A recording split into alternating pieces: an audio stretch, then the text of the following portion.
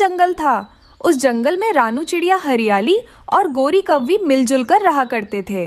उनके बच्चों के साथ वो तीनों ज़रूरत के वक्त आपस में एक दूसरे की मदद भी कर लिया करते थे। और गुड़िया, मुन्नी, छोटा मिट्ठू भी बहुत अच्छे दोस्त थे। गुड़िया, छोटे मिट्ठू, अब मुझे इस घोंसले में बैठ बैठ कर मन भर गया है। चलो ना कहीं बाहर झरने पर चलते हैं। सुना है झरने के पास तितलियां भी आती हैं। मैंने कभी भी तितलियों को नहीं देखा। चलो ना दोस्तों, चलते हैं। मगर मुन्नी बहन, अगर मेरी मम्मा को पता चल गया तो वो मेरी खूब डांट लगाएगी। मम्मा ने तो मुझे घोंसले में ही बैठे रहने के लिए कहा है। नहीं, मैं नहीं आ सकती।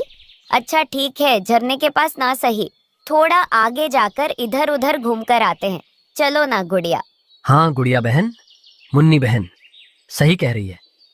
हर दिन इन घोंसलों में बैठ बैठ कर मुझे भी कहीं पर बाहर जाने का मन कर रहा है। चलो ना गुड़िया बहन, चलते हैं। वापस जल्दी ही आ जाएंगे। ऐसे वो तीनों उस घोंसला से बाहर निकलकर घूमने के लिए बाहर चले जाते हैं। तभी वो तीनों देखते हैं, एक जगह लाडो गुब्बारे बेच रही थी। अब उनके पास गुब्बारे खरीदने के लिए पैसे नहीं थे। हाँ, मुझे भी ये गुब्बारा चाहिए। चलो ना, एक गुब्बारा पूछकर लाडो मासी से ले लेते हैं। अरे वो रंग में रंग गुब्बारे, मुझे ये गुब्बारा चाहिए। क्या लाडो मासी हमें गुब्बारा देगी? एक काम करते हैं, हम लाडो मासी के पास जाकर मासूम सा चेहरा बनाते हैं। वो हमारा मासूम सा चेहरा देखकर हमें गुब्बारा मुफ्त में ही दे देगी। अरे वाह, ये तो बहुत अच्छा उपाय है। चलो ऐसा ही करते हैं।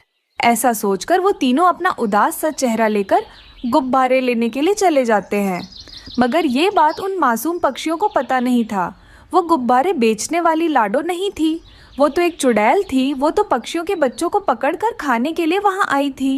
लाडो मासी, क्या आप हमें कुछ गुब्बारे मुफ्त में दे सकती हो?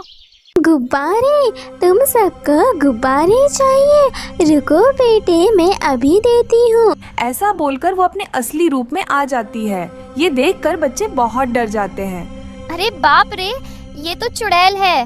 भागो दोस्तों, भागो यहाँ से, वरना ये चुड़ैल हम सबको खा जाएगी। गुड़िया के ऐसा बोलने पर ही उस चुड़ैल अपनी शक्तियों का प्रयोग करके उस तीनों बच्चों को एक एक गुब्बारे में बंधक बना लेती है। और वो कहती है, मैं तो तुम सबके लिए ही यहाँ चिड़िया बनकर आई थी।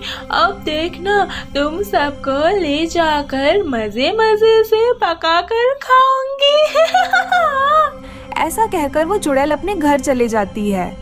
उस चुड़ैल का घर एक पेड़ के खोखर में था। इसमें जाकर वो बैठ जाती है और वो कहती है, अब तुम सबको कौन बचाने आएगा?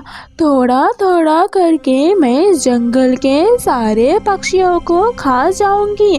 कोई भी किसी को बचाने नहीं आएगा। दूसरी तरफ रानू, गौरी और हरियाली बहुत परेशान हो रहे थे। उनके बच्चे कहीं पर भी दिखाई नहीं दे रहे थे। गौरी, हरियाली बहन, हमारे बच्चे कहाँ चले गए?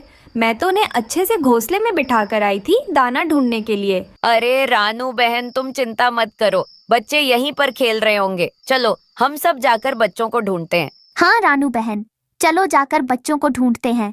वो यहीं कहीं पर खेल रहे होंगे। वो तीनों अलग अलग जगह जाकर अपने बच्चों को ढूंढने लगते हैं। तभी रानू को एक पेड़ के खोखर के अंदर अजीब अजीब आवाज आने लगती है। फिर भी वहाँ पर रानू जाकर देखती है तो वहाँ पर उसके बच्चे और चुड़ैल थे। वो सब देखकर रानू बहुत डर जाती है और भागकर अपने दोस्तों के पास आती है और अपने दोस्तों को सारी बात बताने लगती है। अरे रानू बहन, अब हम क्या करेंगे? अब तो हमारे बच्चों को कैसे छुड़ाएंगे? वो तो हमारे बच्चों को खा लेगी। हाँ रानू बहन, अब हम क्या करेंगे, कहाँ जाएंगे? दोस्तों, मुझे अभी अभी एक उपाय आया है। चलो हम एक साधु बाबा के पास जाते हैं। वो एक गुफा में रहते हैं, वो जरूर हमारी मदद करेंगे। वो तीनों मिलकर उस साधु बाबा के पास जाते हैं और रानू चिड़िया सारी बात बताने लगती है। क्या वो चुड़ैल फिर से वापस आ गई? मैं उस चुड़ैल को छोड़ूंगा नहीं। चलो पक्षियों, मैं तुम्हारे बच्चों को बचाऊंगा और उस चुड़ैल के चंगुल से बाहर निकालूंगा। ऐसा कहकर वो सब लोग उस पेड़ के खोखर के पास जाते हैं। वहाँ पर जाकर वो बाबा मंत्र पढ़ने लगता है।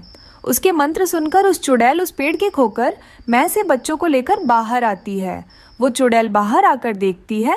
वो बाबा को देखकर बहुत डर जाती है और बच्चों को वहाँ पर छोड़कर वहाँ से भाग जाती है। बाबा जी, आपका बहुत बहुत धन्यवाद हमारे बच्चों की जान बचाने के लिए। कोई बात नहीं पक्षियों, ये तो मेरा काम है। चुड़ैलों से पीछा छुड़वाना। अब तुम जाओ, तुम जाकर आराम से अपने घोंसलों में रहना। ऐसा कहकर वो बाबा वहाँ से चले जाते हैं और पक्षियाँ भी खुश होकर अपने बच्चों को लेकर अपने घर वापस आ जाते हैं।